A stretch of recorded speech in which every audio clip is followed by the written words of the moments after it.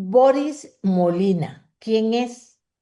Lo conocemos mucho, poco, yo diría que poco. Es el candidato presidencial de Unión Costarricense Democrática. Vamos a conversar con él sobre sus propuestas concretamente, no aquel libro que la gente no entendió, sino que yo lo que les pido es que sean muy concretos para que la gente le llegue la idea. Ah, don Boris piensa así. Si usted le da 4 minutos de decir eso, ya la gente no se olvidó de don Boris y se olvidó de la propuesta. Por eso yo insisto con todos los candidatos y candidatas. Yo le doy los buenos días. Vamos a hablar también sobre don Boris. Vamos a hacer un tipo de preguntas por las que usted le quede algo de quién es don Boris Molina y qué quiere hacer como presidente de la República. Don Boris, muy buenos días. Muy buenos Tres, días, ¿cómo está, doña Amelia? muy bien, muchas gracias. Tres ideas o propuestas concretas que sean la esencia de su plan de gobierno. El primero de ellos, doña Amelia, tiene que ver con la economía y tiene que ver con la economía de la gente que más importa, que son el 97% de pymes y mipymes que hay en el país. El 50% de las personas de ese país ganan menos de 500.000 colones. Y entonces nosotros pensamos enfocar nuestra propuesta económica a eso, precisamente para que las personas puedan unificar todos los trámites a través de una ventanilla única, pero que sea efectiva para que las pymes y las mipymes puedan inscribirse y puedan gozar de los beneficios de ser precisamente una mini pymes o una pymes.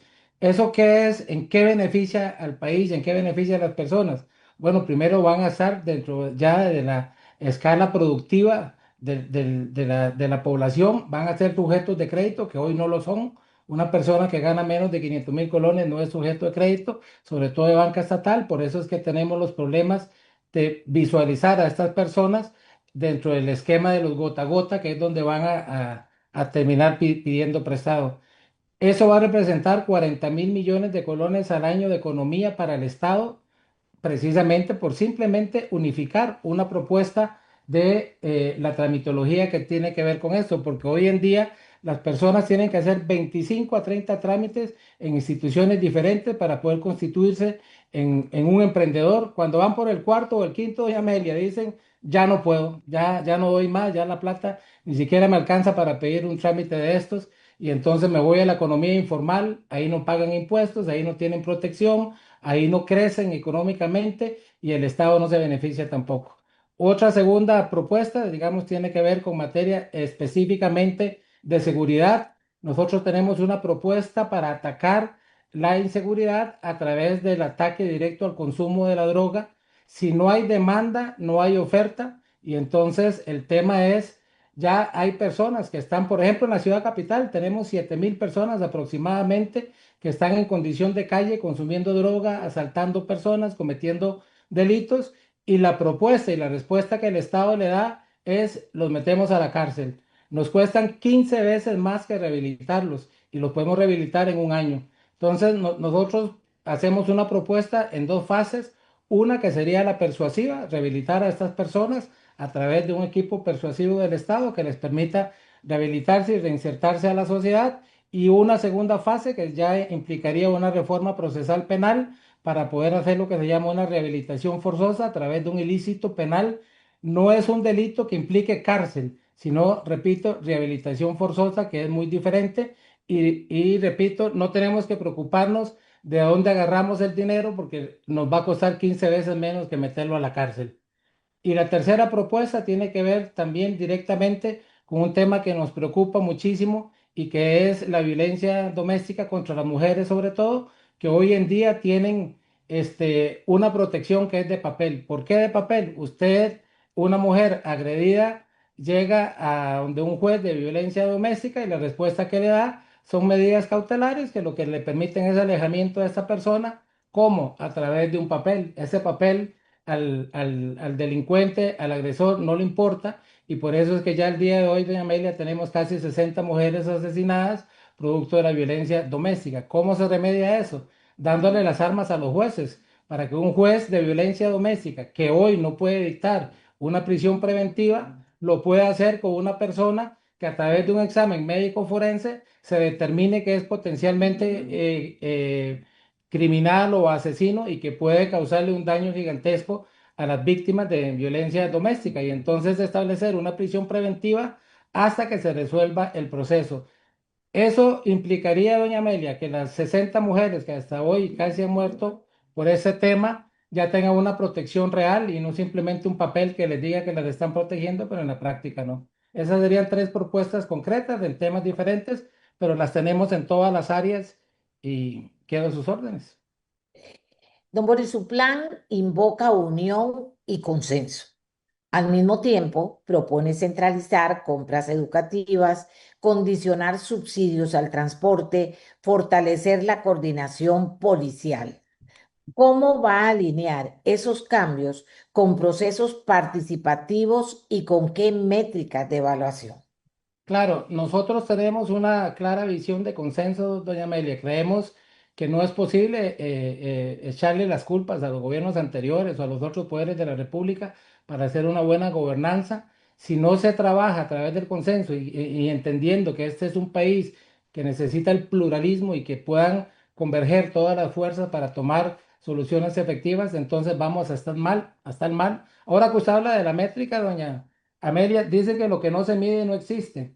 Pero en Así este es, país tenemos un gran problema. Nos enfocamos más en la medición que en la evaluación. Cuando hablamos de medición es precisamente eso, poder medir, enfocar cuál es el problema, pero no necesariamente tenemos la decisión de mejorar. La evaluación implica no solo medir, sino también mejorar. O sea, implica que vamos a evaluar algo, pero con el fin de poder mejorarlo. Y eso es lo que nosotros queremos hacer en todas las áreas. Por ejemplo, ahora que tocaba el tema de la unificación de la policía, para nosotros es vital y no es algo que tengamos que esperar. Hoy en día, doña Amelia, por ejemplo, hay un proyecto que se presentó en la Asamblea Legislativa ya desde hace varios meses, el 94.696, que lo presentó, o 966 más bien, perdón, que lo presentó el Partido Liberal Progresista. Me parece que es un excelente proyecto y yo creo que los partidos tienen que tener la capacidad de poder aprobar los proyectos que otros partidos presenten y que sean unas buenas soluciones. Hay que olvidarse de esos personalismos y esos egos que impiden hacer esas cosas. ¿Por qué es importante unificar la policía? Porque si no vamos a estar al vaivén del ministro de turno, que es el que va a tomar decisiones técnicas cuando deberían ser decisiones que tomen precisamente los técnicos. Hemos tenido un irrespeto en todas las áreas por los técnicos. Lo vemos en la policía, lo vemos en la salud, lo vemos en la educación. Entonces, por ejemplo, los temas de los exámenes o las pruebas estandarizadas se convierten en un problema porque cada gobierno llega, inventa unas pruebas nuevas, es imposible medirlas porque no hay una referencia anterior, porque son diferentes a las del gobierno anterior. Entonces necesitamos unificar las políticas de Estado, o sea, en materia criminal, educativa, económica, de salud, para que se puedan tomar las decisiones, darle una participación a los técnicos. Por ejemplo, el trabajo que hace la gente del Estado de la Nación, doña Amelia, es un trabajo fundamental. O sea, esta gente pasa todo el año evaluando justamente, o sea, midiendo las cosas para después querer mejorarlas. Entonces hacen una evaluación del Estado de Costa Rica en distintas áreas, en educación, en justicia y hasta la región, y los gobernantes, ¿qué es lo que han hecho? Sobre todo los últimos, menospreciar este trabajo porque critican cosas deficientes que han hecho los gobiernos. Uno tiene que tener la capacidad para reinventarse a partir de una crítica que sea válida. Y eso es lo que los gobiernos no han podido hacer. Entonces, en nuestros gobiernos vamos a darle mucha importancia a lo que digan los técnicos, a lo que digan los que saben, los que tienen la experiencia. Eso, repito, lo podríamos ver unificando la policía teniendo un solo director de policía que tenga la experiencia, que tenga años de estar en este tema y que, por ejemplo, cuando se va a hacer un mega operativo, la decisión no la tome el ministro, que puede ser que tenga o no tenga experiencia, pero al final es una decisión política y en una situación de esas se necesita tomar decisiones técnicas, igual que, por ejemplo, en materia de salud, que las tiene que tomar la gente que ya tiene la experiencia para trabajar en esto. En materia educativa tenemos un problema, por ejemplo, en el Consejo Superior de Educación desde su conformación. O sea, está conformado, pero tiene la injerencia directa del ministro de turno, que es el que maneja el presupuesto. Entonces, ¿cuál va a ser la autonomía? ¿Cuál va a ser la independencia? ¿Cuál va a ser la forma en que trabaja un consejo de esta naturaleza si el ministro de turno es el que dicta las reglas y los demás prácticamente son decorativos, cuando debería ese consejo estar tomando decisiones importantes en materia educativa y al día de hoy no lo hace? Usted representó a las víctimas en el caso de fertilización in vitro ante la Corte Interamericana de Derechos Humanos. Ahora propone, entre otras, tratar el sicariato como terrorismo, habilitar rehabilitación obligatoria para adicciones severas. ¿Cómo garantizará el debido proceso y los estándares de derechos humanos, usted es defensor de los derechos humanos, en esas reformas? Qué pregunta más interesante, más inteligente, doña Amelia. Fíjese que cuando nosotros hacemos estas propuestas, el primero que la hizo fui yo, porque justamente hay una línea muy delgada para poder romper esos derechos humanos de las personas y nosotros lo tenemos absolutamente claro. En el tema, por ejemplo, de la rehabilitación forzosa, por eso le hablé primero que tiene que ser una primera fase que es persuasiva, es decir, convencer a la población de que solo a través de una educación sana y de una formación de las personas a través de la persuasión para que protejan sus propias vidas se puede salir adelante. Países, por ejemplo, como Singapur, como Islandia, como Finlandia, han sido muy exitosos en el manejo del consumo de las drogas, pero primero educando. La rehabilitación forzosa va a ser precisamente solo para casos muy severos donde estas personas ya están en una etapa que le causan un daño a las demás personas, asaltándolas, matándolas, robándoles, etcétera. Entonces, ese manejo de los derechos humanos en esa línea tan delgada que le digo que se da, nosotros la tenemos clara y por eso vamos a dotar de una legislación muy robusta en este sentido, para que siempre se comprenda que el principio proomine, que es decir, la protección al ser humano tiene que ser más importante que cualquier cosa. Lo mismo en las otras áreas que usted menciona también, porque como bien lo manifiesta usted, somos defensores de los derechos humanos, ya por naturaleza, ya por formación, pero sobre todo, doña Amelia, por convicción y por vocación. Entonces, creemos que nuestro gobierno va a reflejar claramente esa parte de los costarricenses que muchas veces hemos perdido, que las perdemos, por ejemplo, cuando tomamos la decisión de bajar el PIB, de bajar el porcentaje del PIB que se invierte en educación, porque le damos más importancia a otras áreas, cuando deberíamos pensar que un pueblo no educado es un pueblo no desarrollado y entonces se pierde la perspectiva de a quién tenemos que proteger y para quién tenemos que trabajar cuando estamos sirviendo en el gobierno. Bueno, su plan promete pagar de inmediato la deuda estatal con la caja y asegurar especialistas en 3 turnos. ¿Cuánto costará eso en el 2026-2027? ¿Y de qué fuentes, recortes o ingresos se va a financiar en los primeros 100 días?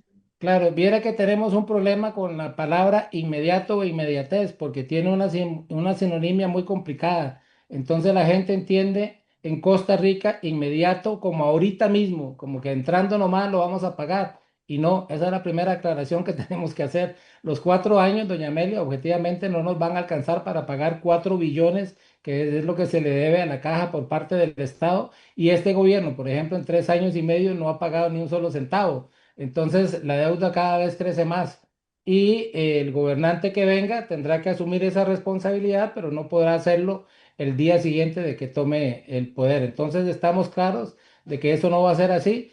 ¿Por qué debería ser relativamente fácil para el Estado poder cumplir con una deuda como esta? Ya doy Amelia, porque a los empleados públicos se les rebaja el monto correspondiente a eso.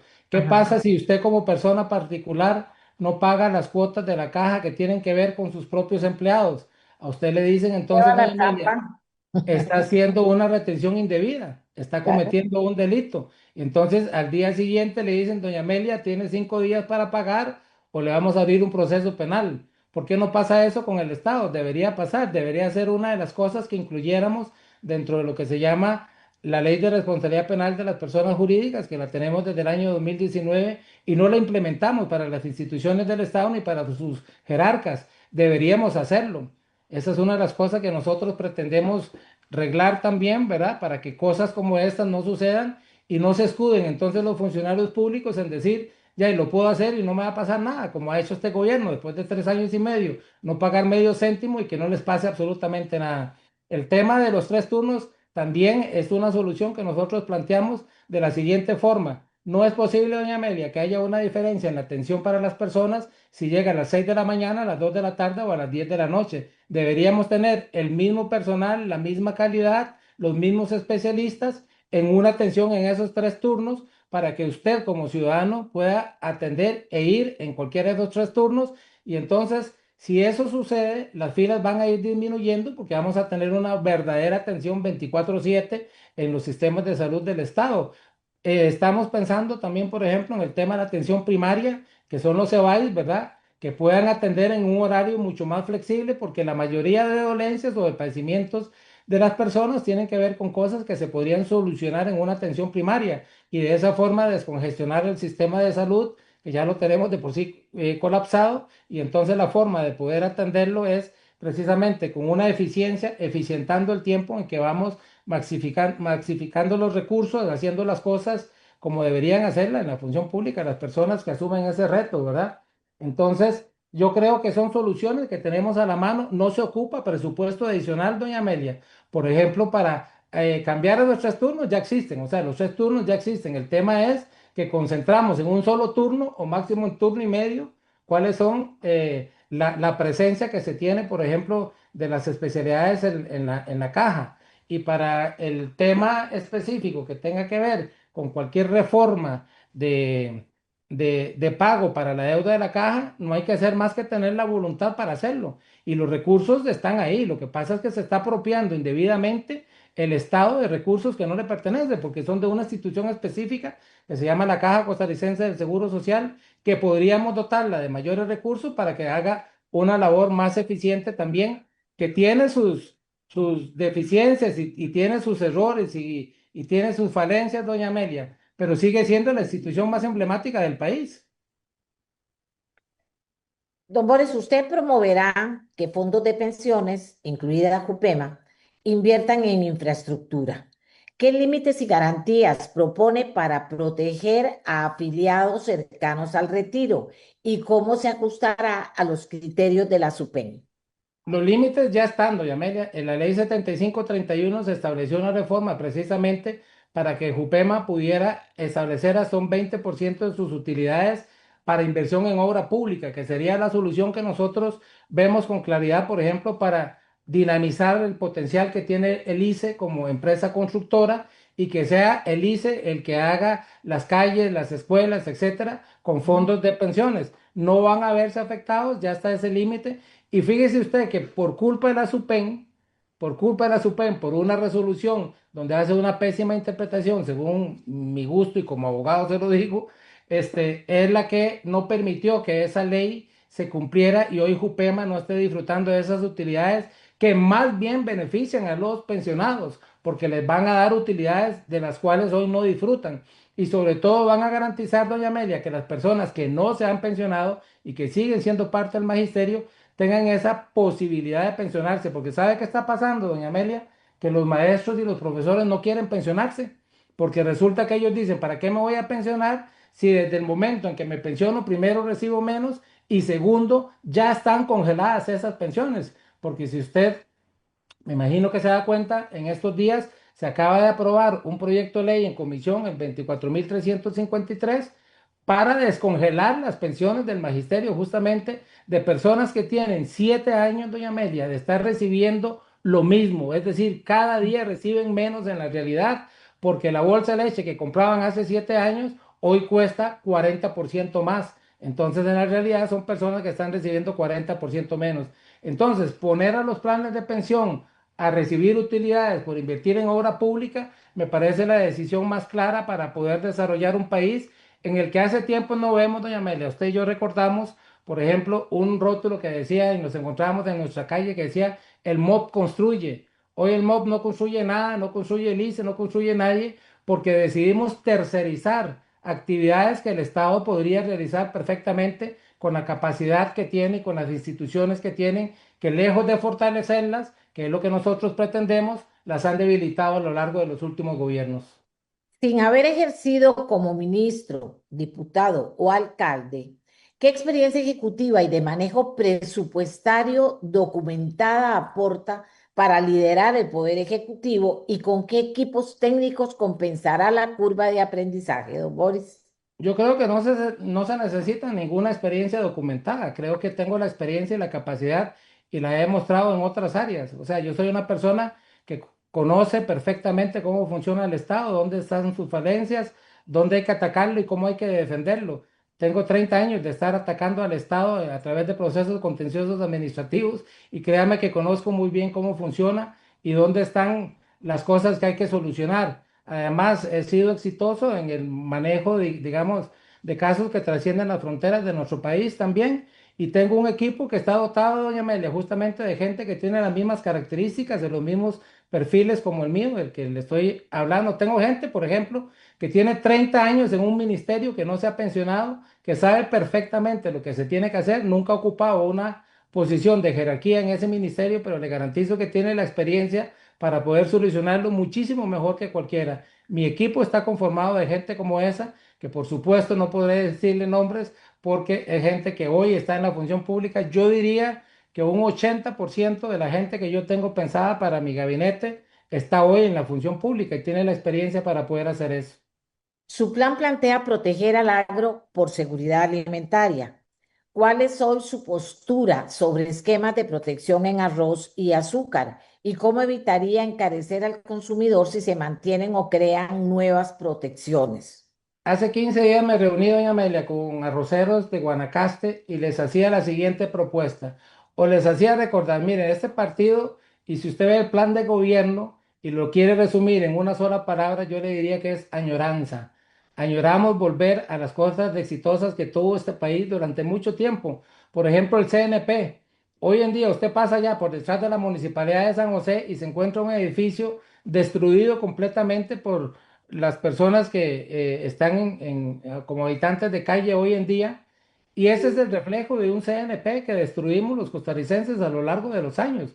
Un CNP, doña Amelia, que en los años 70 y en los años 80 usted podía visitar los estancos y entonces, ¿cuál era la naturaleza de los estancos? El Estado le compraba la producción a los productores, valga la redundancia, y se lo daba al consumidor a mejores precios. Entonces había un beneficio directo para el productor porque garantizaba que le iban a comprar su cosecha y un beneficio directo para el consumidor porque iba a tener mejores precios. Hoy perdimos eso. Dígame qué hace el CNP. Absolutamente nada productivo. Nosotros vamos a fortalecer las instituciones del Estado, por supuesto, entre esas el CNP. Y imagínense que los arroceros hoy producen apenas, doña Amelia, el 20% de lo que nosotros nos Un comemos. desastre, El un desastre. 80% es importado y sale más barato, ¿verdad?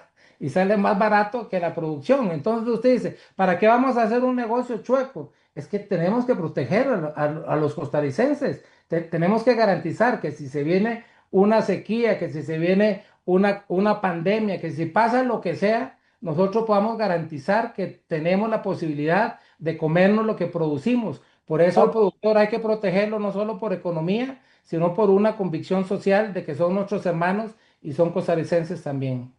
Más allá del tema de de la fecundación in vitro, ¿cuál considera que es hoy la principal deuda del Estado costarricense en materia de derechos humanos y qué propone para saldarla? Bueno, yo creo que tenemos una deuda grave y grande, digamos, con los migrantes. Ahora que está escuchando la conversación suya con doña Nuria y con don Carlos, yo creo que nosotros tenemos que dar un mensaje al resto de los países muy diferente al que estamos viendo hoy en día, doña Amelia, donde al migrante que viene a trabajar, porque yo sí, cuando hablo de este tema, soy muy enfático. El que viene a trabajar, el que viene a producir, el que viene a aportar, bienvenido y maravilloso sea. Entonces, en lugar de estar viendo cómo lo sacamos, cómo lo quitamos, cómo decimos que nos estorba, incorporémoslo a nuestra sociedad en todos los sentidos, pero para que produzca y para que brinde riqueza también en todo sentido. Para que Entonces, paguen, para que pues, produzca y pague impuestos, por supuesto. vaya a la Entonces, caja. que exactamente, o sea, es que el tema es, mire, yo hice hace poco, doña Amelia, en un foro que hubo en la Asamblea Legislativa, hice una aseveración absolutamente clara, que nosotros en Costa Rica tratamos muy mal a los nicaragüenses Y cuando uno llega a Nicaragua, por lo menos a mí, doña Amelia, que he ido muchas veces, y en los últimos años he ido alrededor de 5 o 6 veces, a mí me tratan súper bien. Es el único país del mundo que yo digo, donde yo puedo ir, doña Amelia, levantarme en un hotel, ir a desayunar y comerme el mismo gallo pinto que me como aquí, aparte de un montón de cosas. Y ellos nos tratan súper bien. Nosotros les tenemos una deuda a los nicaragüenses gigantesca. Tenemos aquí documentados, ¿verdad? Alrededor de 300 o 400 mil personas, pero se dice que hay alrededor de 1,5 millones de nicaragüenses que están en este Así es. país, los Ujú. tenemos en una informalidad absoluta, no los incorporamos a la sociedad cuando ya los tenemos. Todos compartimos con ellos. Yo siempre digo, mire, usted tiene siempre en Costa Rica alguien que sea familiar, que tenga un primo, que tenga un tío, etcétera, que sea de allá y no lo tratamos. Solo por poner un ejemplo con los nicaragüenses, pero tenemos otro montón más. Entonces yo creo que el tema de la migración va a ser vital para que podamos avanzar y desarrollar en este país todo lo demás. Bien, le he dado chance de que conteste todo, pero Y yo ahora le he vamos a contestado directo y preguntar claro, ¿verdad? todo directo y claro, lo admito y por eso le he dado chance, no lo he interrumpido. Ahora Gracias. vamos a ir a preguntas directas y respuestas cortas. Sí, Usted señora. es presidente de la República. Un proyecto de ley crucial para su gobierno se estanca en el Congreso. Su equipo le da dos opciones: un acuerdo político a puerta cerrada que lo obliga a ceder en sus principios o una cadena nacional para denunciar públicamente la inacción de los diputados y que el pueblo presione. ¿Qué hace usted? Yo no lo hago a puerta cerrada, lo hago abierto, doña Amelia, y yo soy un conciliador nato. Si no tengo la capacidad de convencer a 57 personas, no merezco ser gobernante del país. Un juez libera a un sicario confeso por un tecnicismo legal. Usted, abogado en derechos humanos, respalda la independencia judicial o aplica la mano dura que promete y presiona públicamente al Poder Judicial para que rectifique. Yo no presiono al Poder Judicial, presionaría al juez o presionaría al Poder Judicial para que sancione al juez si fue un error de él. Pero si no fue un error de él y fue una decisión fundamentada, tengo que respetarla. Como abogado litigante, ¿qué pesa más en su balanza personal? ¿La letra estricta de la ley o el espíritu de la justicia? Absolutamente el espíritu de la justicia. Yo soy antiliteralista, así nos denominamos los que no creemos en la literalidad de la ley. Además, no existe, doña Amelia, siempre hay interpretación que Así es, tiene que así es. hacerse. Totalmente de acuerdo. Ujú. Sí, sí, sí, la literalidad, ¿cuál literalidad? Si hay portones, portillos quedan por todos lados siempre. Exactamente. Su reforma para quitarle el poder a la Junta de Educación paralizaría 500 escuelas por protestas. Se sienta a negociar el consenso que usted promete, aunque eso signifique ceder o impone la reforma por decreto para garantizar la eficiencia. Es que yo creo que las juntas de educación necesitan un bisturí fuerte. Todos los días se reciben prácticamente en el Ministerio Público denuncias contra las juntas de educación porque le dimos un poder a personas que no están capacitadas para manejar las finanzas de las escuelas y los colegios de este país. Entonces la reforma es necesaria con las consecuencias que tengan que ser. Mi madre me enseñó un principio muy básico, doña Amelia, la verdad aunque duela, aunque cueste y con las consecuencias que traiga. Su perfil público es el de un abogado de prestigio, experto en seguros, profesor universitario, defensor de los derechos humanos, abogado litigante, que llamamos. ¿Cuál es el principal concepto erróneo que usted cree que la gente de a pie podría tener sobre Boris Molina? Yo creo que no me conocen. Mm. Yo me he dado cuenta de que me conocen mucho como abogado, pero no me conocen como candidato. Y entonces lo que necesito es que sepan que es un abogado exitoso que hoy quiere ser presidente de la República porque tienen la capacidad para hacerlo, pero tienen que conocerlo. Y eso es lo que yo trato de invitar a la gente que haga. A ver, seguimos conociéndolo, don Boris Molina. Para las personas que me están preguntando, Boris Molina es el candidato presidencial de Unión Costarricense Democrática. ¿Solo va por la presidencia o va por la diputación, don Boris? No, señora, primer lugar por San José. Y fíjese que me adelanto al tema. Yo no creía en eso, doña Amelia. Cuando empezamos a hacer las 84 cantonales y las 7 provinciales del país y terminamos el proceso, me di cuenta que es una de las reformas más importantes que el país ha hecho, porque un candidato presidencial adquiere una experiencia, adquiere una capacidad para conocer lo que hay que hacer en el país, que de verdad desperdiciar ese conocimiento me parece muy egoísta por parte de la sociedad. Y creo que, por ejemplo, hoy que tenemos 20 candidatos y solo uno va a llegar a ser presidente de la República, por lo menos un porcentaje de ellos debería ocupar una curul para aportar esa experiencia en el Congreso. Su biografía dice que tiene 4 nietos. Me corrige si me equivoco en algo, pero en mi investigación. Sí, señora. Samuel, Nela, Saúl y Mariana. Olvídese Correcto. del candidato por un momento. ¿Qué es lo más divertido y travieso que ha hecho con ellos últimamente que lo haya hecho reír a carcajadas? Bueno, es que montones. Ayer, por ejemplo, Mariana, que es la más chiquitita, escribió y nos enseñó un cuadro de honor que se ganó en primer grado que está. Y Ujú. entonces yo le hice un piropo ahí fuerte, ¿verdad? Diciéndole mi princesa, mi amor y todo. Y mi esposa le puso felicidades, mi amor. Y entonces cuando ella contesta, dice, va, yo lo hago con todo mi amor. Y entonces le digo, ¿y Avo no existe entonces? Y me dice, cuando quede de presidente. Sí, Oh, chiquillos, qué barbaridad. sí. Usted se licenció en Derecho para la Universidad de Costa Rica en el 2006. Sí, Hubo señora. una clase, un libro, un docente que le hizo decir, lo mío es ser abogado. Enrique Pedro Baba, sin duda alguna, es mi mentor. ¿Por Ujú. qué? Don Pedro me enseñó precisamente lo que en la vida importa y lo que en el derecho importa, que es precisamente conocer que esa letra de la ley realmente quien le da vida es el intérprete. Entonces, ese intérprete tiene sus prejuicios, tiene su religión, tiene su ideología, y entonces eso es lo que va a plasmar en una sentencia, por ejemplo. Y si usted no conoce eso, si usted no sabe eso, que son seres humanos de carne y hueso los que resuelven la vida en el derecho, entonces va a seguir soñando y pensando que las sentencias son parte de la estratosfera y que llegan porque caen del cielo. En- Tesis de licenciatura en la Universidad de Costa Rica se tituló El consumidor de seguros, marco jurídico que regula su relación contractual. ¿Qué experiencia personal o del entorno lo acercó a ese tema?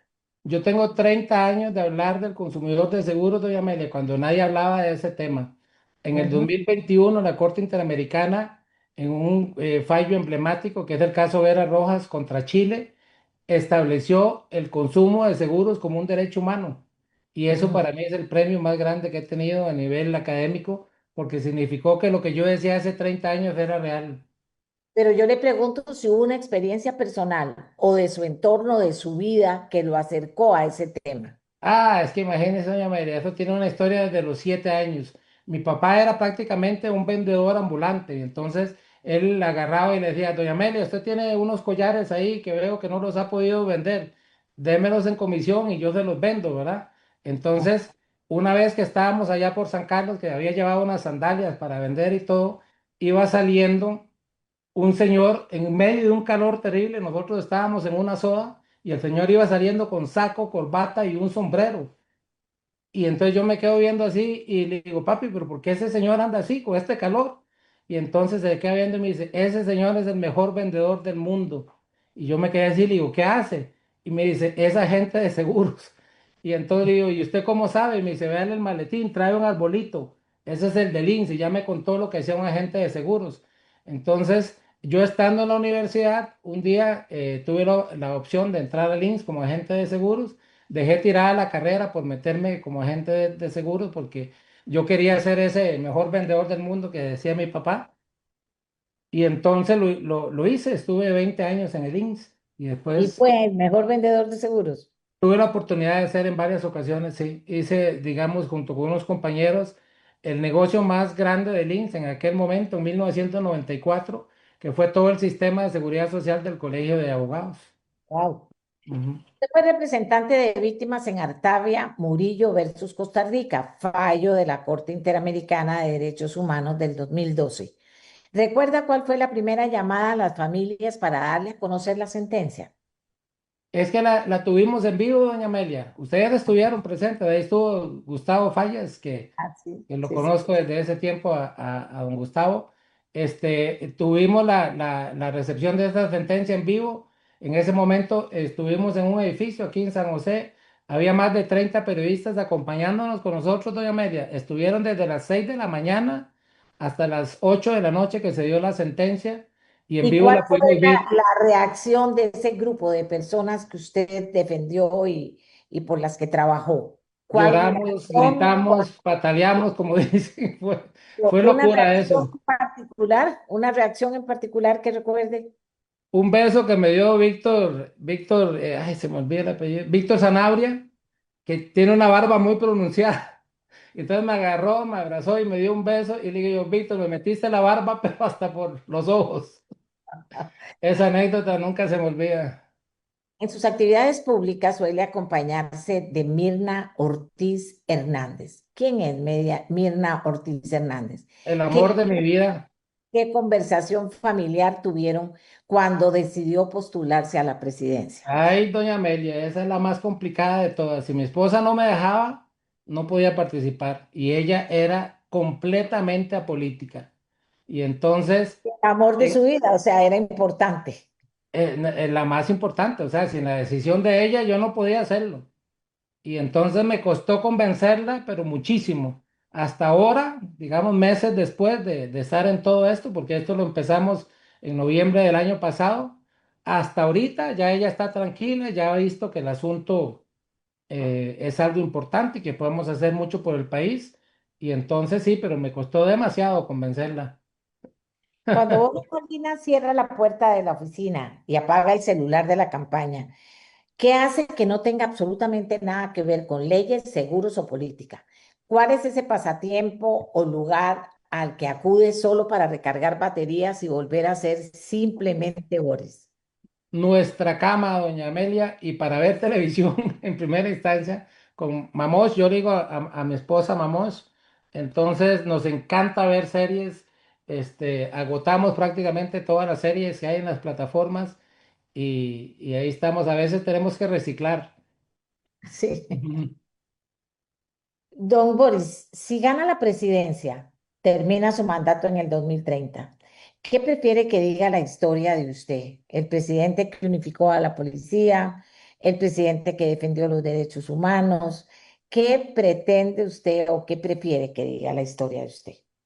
El presidente que simplemente hizo lo que dijo que iba a hacer, así de sencillo. Por eso cuando nos critican, como ahora que alguien me mandó un video de un muchacho que empezó diciendo que criticaba el plan de gobierno porque tenía solo 20 páginas. Yo quisiera haberlo hecho, doña Amelia, de 5 lo más, para precisamente que quedara claro que un gobernante no puede hacer lo imposible en 4 años, que tiene que concentrarse en lo posible y eso es lo que tiene que hacer, pero que cumpla lo que dijo, porque hacer promesas al aire y promesas vanas y llenar el papel hasta que le aguante de cosas que no va a cumplir, eso lo hace cualquiera.